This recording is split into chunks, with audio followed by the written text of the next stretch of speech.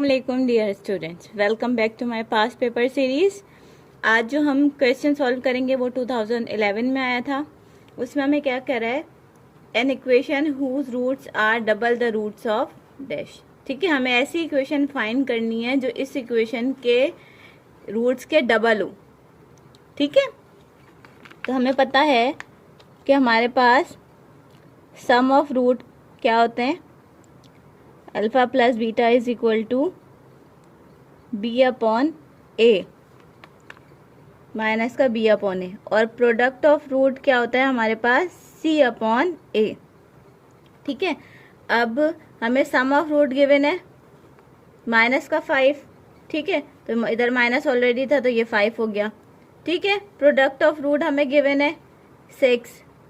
सही है, अब हमें कह रहा है डबल द रूट्स, यानी इसका डबल, तो 2 अल्फा प्लस 2 बीटा हमारे पास क्या हुआ,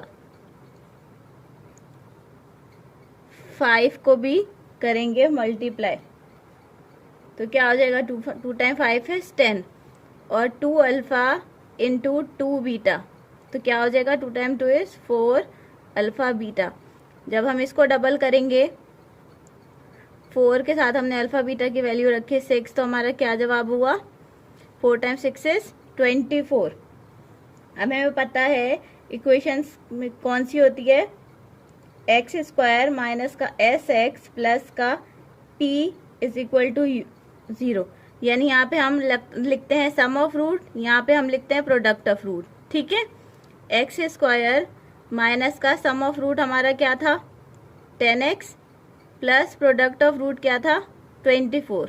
ठीक है, तो ये हमारी इक्वेशन हो गई।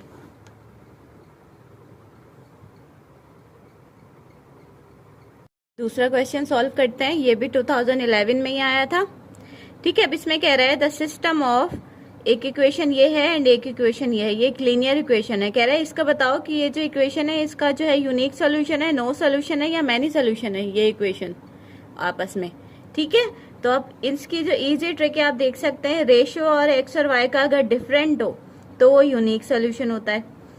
तीनों का रेशियो अगर इनफाइनाइट हो तो हमारा वो इक्वल हो तो इनफाइनाइट होता है, और एक्स और वाई का रेशियो इक्वल हो लेकिन कांस्टेंट का डिफरेंट हो तो नो सॉल्यूशन होता है। अब इसको हम करके देखते हैं।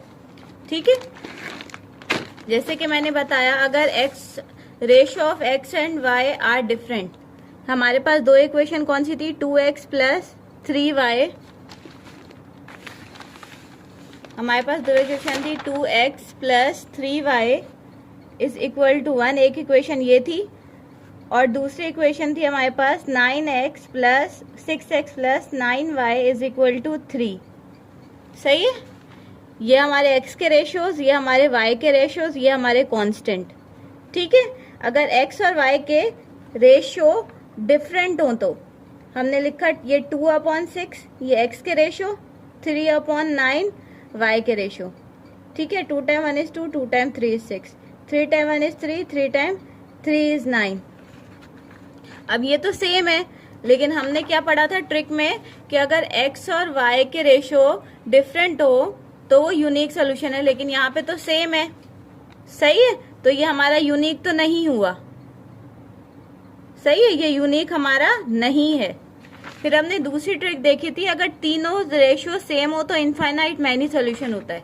अब हम देखते हैं तीनों रेशियो, 2/6 ये x का रेशियो, 3/9 ये y का रेशियो, और 1/3 ये कांस्टेंट का ratio. 2 time 1 is 2, 2 time 3 is, तो ये 1/3 आया, 3 टाइम 1 इज 3 टाइम 3 इज, ये भी 1/3 आया, एंड ये तो 1/3 है। ये तीनों रेशियोज हमारे सेम हो गए। जब तीनों रेशियो सेम होते हैं तो हमारा क्या होता है, इनफाइनाइट मैनी सोल्यूशन। ठीक है, तो हमारा इसका जवाब क्या हुआ, सी वाला। ठीक है, मैनी सोल्यूशन वाला, क्योंकि तीनों के रेशियो सेम थे।